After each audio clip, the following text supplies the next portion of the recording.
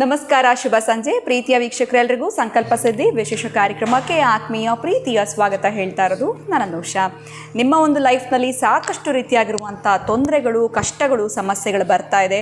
ಹಲವಾರು ರೀತಿಯಾಗಿರುವಂಥ ಒಂದು ಪ್ರಯತ್ನಗಳನ್ನ ಪಟ್ಟಿದ್ದೀವಿ ಪರಿಹಾರಗಳು ಮಾಡ್ಕೊಳ್ಳೋದಕ್ಕೆ. ಆದರೂ ಕೂಡ ಸಮಸ್ಯೆಯಿಂದ ಹೊರಗಡೆ ಬರೋಕ್ಕಾಗ್ತಿಲ್ಲ ಅಂತಂದರೆ ಖಂಡಿತ ಚಿಂತೆ ಮಾಡಬೇಡಿ. ಸಾಕಷ್ಟು ಜನ ಅಕ್ಷರವೃಕ್ಷವನ್ನು ಬರ್ಮಾಡ್ಕೊಂಡಿದ್ದಾರೆ.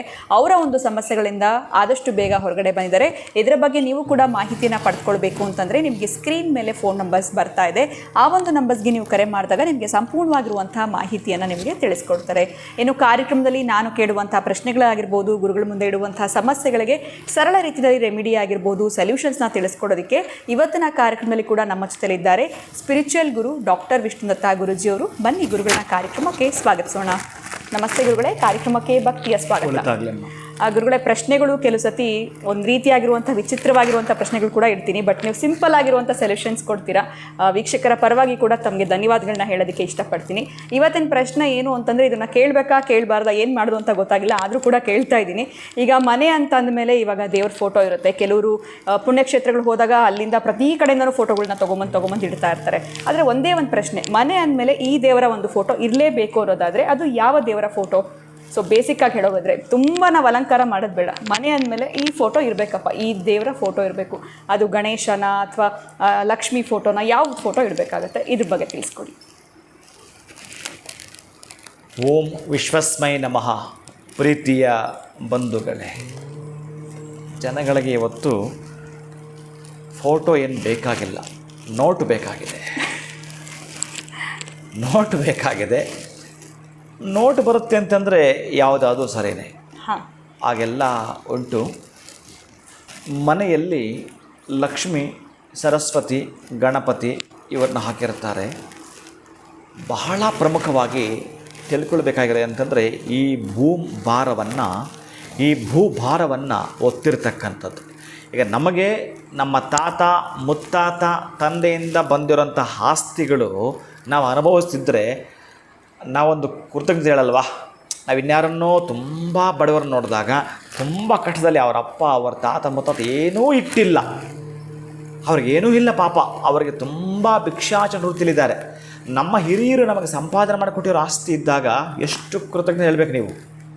ನಿಮ್ಮನ್ನು ಮನಸ್ಸಲ್ಲಿ ಇಟ್ಕೊಂಡು ಕೂಡಿಟ್ಟು ಅವ್ರು ಏನು ಅನುಭವಿಸಿ ನಿಮಗೆಲ್ಲ ಬಿಟ್ಟು ಹೋಗಿದ್ದಾರೆ. ಅವರು ಎಷ್ಟು ಕೃತಜ್ಞತೆ ಹೇಳಬೇಕು ನೀವು. ಅವರ ಫೋಟೋ ಎಲ್ಲ ಹಾಕಿರ್ತೀರಿ ನೀವು, ಅವರು ಕೊಟ್ಟಿರೋ ಆಸ್ತಿ ಪತ್ರ ಎಲ್ಲಿರ್ತವೆ ನಿಮ್ಮವು, ಎಷ್ಟು ಗೌರವ ಕೊಡ್ತಿರೋದಕ್ಕೆ. ಹಾಗೆಯೇ ಈ ಭೂಭಾರವನ್ನು ಹೊತ್ತಿರ್ತಕ್ಕಂತಹ ಆದಿಶೇಷನು ಜೊತೆಗೆ 8 ಆನೆಗಳು ಈ ಭೂಮಿಯನ್ನು ಹೊತ್ತಿವೆ. 8 ಗಜ, 8 ದಿಕ್ಕಲ್ಲೂ ಕೂಡ 8 ಆನೆಗಳು ಅದರ ಕುಂಭಸ್ಥಳದ ಮೇಲೆ ಭೂಮಿ ಭಾರವನ್ನು ಹೊತ್ತಿದೆ.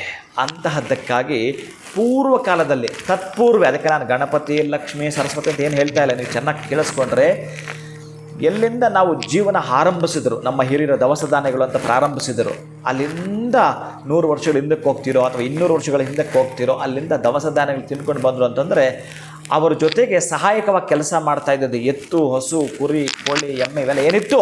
ಅದಕ್ಕಾಗಿ ನಿಮಗೆ ಇವತ್ತೂ ಕೂಡ ಬೆಳಗ್ಗೆ ಎದ್ದರೆ ಗೋ ಗಜ ಅಶ್ವಾಯ ನಮಃ, ಗೋ ಗಜ ಅಶ್ವಾಯ ನಮಃ. ಅದಕ್ಕೆ ನಮ್ಮ ಇದರೊಳಗಡೆ ಬಂದು ಕೂಡಲೇ ಗೋ ಗಜ ಅಶ್ವ ಕಾಣುತ್ತೆ ನಿಮಗೆ. ಅಂತಹ ಗೋ ಗಜ ಅಶ್ವವನ್ನು ನಾವು ನೋಡ್ತೀವಿ ಅಂತಂದರೆ ಬಹಳ ಪ್ರಮುಖವಾಗಿರ್ತಕ್ಕಂಥದ್ದು. ಇನ್ನೆಲ್ಲ ಫೋಟೋ ನಿಮಗೆ ಗೊತ್ತಿದೆ, ಗಣಪತಿ ಇಡ್ತೀರಿ, ಸರಸ್ವತಿ ಇಡ್ತೀರಿ, ಎಲ್ಲ ಇಡ್ತೀರಿ. ಆದರೆ ಮನೆಯಲ್ಲಿ ಇರಲೇಬೇಕಾಗಿರ್ತಕ್ಕಂತಹದ್ದು ಗೋವಿನ ಪ್ರತಿಮೆ ಇರಬೇಕು, ಗೋವಿನ ಫೋಟೋ ಇರಬೇಕು. ಚೆನ್ನಾಗಿ ನೆನಪಿಟ್ಕೊಳ್ಳಿ. ಇನ್ನು ನಿಮ್ಮ ಇಷ್ಟ ದೇವರದು ಮನೆ ದೇವರು ನಾನು ಹೇಳಬೇಕಾಗಿಲ್ಲ, ಅದು ನೀವು ಇಟ್ಟೇ ಇಡ್ತೀರಿ, ಅದು ನಿಮ್ಮ ಪದ್ಧತಿ ಬಂದುಬಿಟ್ಟಿರ್ತೀರಿ. ಅದು ಬೇಡ ಅಂದರೆ ನೀವೇನು ಕೇಳಲ್ಲ, ಈಗ ಅದನ್ನು ಇಡ್ತೀರಿ ಕೂಡ. ಅದರ ಜೊತೆಗೆ ನೀವು ಗೋವನ್ನು ಇಡ್ತೀನಿ ಅಂತಂದರೆ ಇನ್ನೂ ಒಂದು ಪ್ರಶಸ್ತವಾಗಿ ಒಂದನ್ನು ನಾನು ಮಾಡ್ಕೊಳ್ತೀನಿ ಅಂತಂದರೆ ಧನಧಾನ್ಯಾಭಿವೃದ್ಧಿಗೆ ಬೆಳ್ಳಿನಲ್ಲಿ ಸಣ್ಣದೊಂದು ಗೋವನ್ನು ಮಾಡಿಸೋದು ಸಿಗುತ್ತೆ. ಅದು ಬಹುಶಃ ಗಜ ಆನೆದು ಸಿಗುತ್ತೆ, ಕುದುರೆದು ಸಿಗುತ್ತೆ, ತೀರಾ ಚಿಕ್ಕದಪ್ಪ. ಇಷ್ಟು ಕೂಡ ಪುಟ್ಟದಾಗಿ ಒಂದು ಬೆಳ್ಳಿಯ ಬೌಲ್ ಒಳಗಡೆ 3 ಇಟ್ಟು ಈ ಅಕ್ಕಿ ಡಬ್ಬದಲ್ಲಿ ಇಟ್ಟುಬಿಡುವಂಥದ್ದು. ಅಕ್ಕಿ ಡಬ್ಬದಲ್ಲಿ 3 ಇಟ್ಬಿಡ್ತಕ್ಕಂಥದ್ದು. ಪ್ರತಿನಿತ್ಯ ಮನೆಯಲ್ಲಿ ಗೃಹಿಣಿಯರು, ಸುಮಂಗಲಿಯರು ಅದನ್ನು ಒಟ್ಟಾರೆ ಮನೆ ಇರ್ತಕ್ಕಂಥ ಎಲ್ಲರೂ ಹೆಣ್ಣುಮಕ್ಕಳು, ಮತ್ತು ಇನ್ನೊಂದು ತಪ್ಪಾರ್ಥ ತಿಳ್ಕೊಬೇಡಿ ನೀವು, ಪ್ರತಿಯೊಬ್ಬರು ಹೆಣ್ಣು ಮಕ್ಕಳು ಕೂಡ, ತಾಯಂದ್ರೆ ಎಲ್ಲರೂ ಕೂಡ ಈ 3 ಆ ಅಕ್ಕಿ ಡಬ್ಬದಿಂದ ತೆಗೆದುಬಿಟ್ಟು ನೀವು ಅಡುಗೆ ಮನೆಗೆ ಹೋದಾಗ ನೋಡ್ತೀರೋ ಇನ್ಯಾವ ಫೋಟೋ ಬೇಡ. ಎಲ್ಲವೂ ಅಲ್ಲೇ ಇದೆ. ನೀನು ಅಂದುಕೊಂಡಿದ್ದ ಕೆಲಸ ತುಂಬ ಸ್ಪೀಡ್ ಆಗಬೇಕು, ಆರ್ಸ್ ಪವರ್ ಅದಕ್ಕೆ ಬರಬೇಕು, ಅಲ್ಲಿ ಆರಿಸಿದೆ. ಎಷ್ಟು ಕಷ್ಟ ಬಂದು ನಾನು ಹೊತ್ಕೊಳ್ತೇನೆ ಭಾರವನ್ನು ಅನ್ನೋ ಶಕ್ತಿ ಅಲ್ಲಿ ಆನೆ ತೋರಿಸ್ತಾ ಇದೆ. ಇನ್ನು ಯಾವುದೋ ಒಂದು ದೇವರ ನಾಮಸ್ಮರಣೆ ನಾಮ ಬಿಟ್ಬಿಟ್ಟಿದ್ದೀನಿ ಇವತ್ತು ಅನ್ನೋ ಹಾಗಿಲ್ಲ. ಗೋವಲ್ಲಿ 33 ಕೋಟಿನಿದೆ. ಮುಟ್ಟಿ ನಮಸ್ಕಾರ ಮಾಡಿಕೊಂಡಾಗೆ ಪಾದ ಸ್ಪರ್ಶನ ಒಂದೇ ಸಾಕು. ಗೋ ಗಜ ಅಶ್ವ.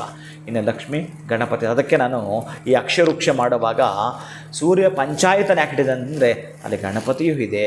ಪ್ರತಿನಿತ್ಯ ಸೂರ್ಯನ ಬಿಂಬ ಇಡಬೇಕು ನಿಮ್ಮ ಮನೆಯಲ್ಲಿ. ಬಹುಶಃ ನೀವು ಗಣಪತಿ ಫೋಟೋ ಇಡಬೇಕು, ಸೂರ್ಯನ ಫೋಟೋ ಇಡಬೇಕು, ಲಕ್ಷ್ಮೀನಾರಾಯಣ ಫೋಟೋ ಇಡಬೇಕು, ಉಮಾಮಹೇಶ್ವರ ಫೋಟೋ ಇಡಬೇಕು, ಚಂಡಿ ಫೋಟೋ ಇಡಬೇಕು. ಎಲ್ಲಿಡ್ತೀರಿ ನೀವು ಇದೆಲ್ಲ? ಅದಕ್ಕೆ ನಾನು ಆ ಸೂರ್ಯ ಪಂಚಾಯತನದ ಒಳಗಡೆ ಅದಕ್ಕೆ ಸೇರಿಸಿ ಅಕ್ಷಯ ವೃಕ್ಷ ಅಂತ ಅದನ್ನು ನನಗೆ ಆ ದೇವಿ ಹೇಳಿದಾಗ ಕರೆಕ್ಟಾಗಿ ನಮಗೆ ಅದನ್ನು ಮಾಡಿ ನಿಮ್ಮ ಮನೆ ತನಕ ತಲುಪಿಸಿ ಅದಕ್ಕೆ ಸಂಬಂಧಪಟ್ಟ ಮೂಲಿಕೆಗಳು, ಅದಕ್ಕೆ ಸಂಬಂಧಪಟ್ಟಾಗಿರತಕ್ಕಂತಹ ಮಂತ್ರಗಳು, ರಹಸ್ಯವಾಗಿರ್ತಕ್ಕಂಥ ಎಲ್ಲಿ ಅಡಕವಾಗಿ ಅದನ್ನು ತೆಗೆದು ಅಭಿವೃದ್ಧಿಗಾಗಿ ಮಾಡಿರ್ತಕ್ಕಂಥದ್ದು. ಇದು ಇದ್ದರೆ ಸಾಕು. ಇನ್ನು ಯಾವ ವಿಗ್ರಹ ಯಾವ ಫೋಟೋನೂ ಬೇಕಾಗಿಲ್ಲ ನಮಗೆ. ಯಾವ ಮನೆಯಲ್ಲಿ ಅಕ್ಷಯ ವೃಕ್ಷ ಇದೆಯೋ ಆ ಮನೆಗೆ ಎಂಥ ಫೋಟೋನೂ ಬೇಡ, ಏನೂ ಬೇಡ. ಇದು ಒಂದಿತ್ತು ನಾಮಸ್ಮರಣೆ ಮಾಡು. ಅಲ್ಲಿ ಎಲ್ಲರೂ ಇದ್ದಾರೆ. 33 ಕೋಟಿ ದೇವತೆ ಎಲ್ಲರೂ ಕೂಡ ಇದ್ದಾರೆ. ಕಾಮೋದಯನಿಗೆ ಸಂಬಂಧಪಟ್ಟ ಬೀಜಾಕ್ಷ ಕೂಡ ಅದರ ಒಳಗಡೆ ಇದ್ದಾವೆ.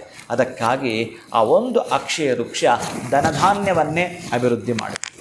ಖಂಡಿತವಾಗ್ಲೂ ಗುರುಗಳೇ. ಸೊ ಯಾವ ಫೋಟೋ ತೊಗೊಂಡು ಮನೇಲಿ ಇಟ್ಟರೆ ನಮಗೆ ಒಳಿತನ್ನು ಕಾಣ್ತೀವಿ ಅನ್ನೋ ಒಂದು ಗೊಂದಲದಲ್ಲಿ ಇದ್ದವ್ರಿಗೆ ಸರಳವಾಗಿರುವಂಥ ಮಾರ್ಗ ಅಂತಂದರೆ ಅಕ್ಷಯ ವೃಕ್ಷವನ್ನು ಕೂಡ ಅವ್ರ ಮನೇಲಿ ಇತ್ತು ಅಂತಂದರೆ ಇನ್ಯಾವ ಫೋಟೋದ ಅವಶ್ಯಕತೆನೇ ಇಲ್ಲ ಅಂತ ಈ ವಿಡಿಯೋದಲ್ಲಿ ತಿಳಿಸ್ಕೊಟ್ಟಿದ್ದೀರಾ. ಬಹಳ ಧನ್ಯವಾದಗಳು ತಮಗೆ. ನಮಸ್ಕಾರ.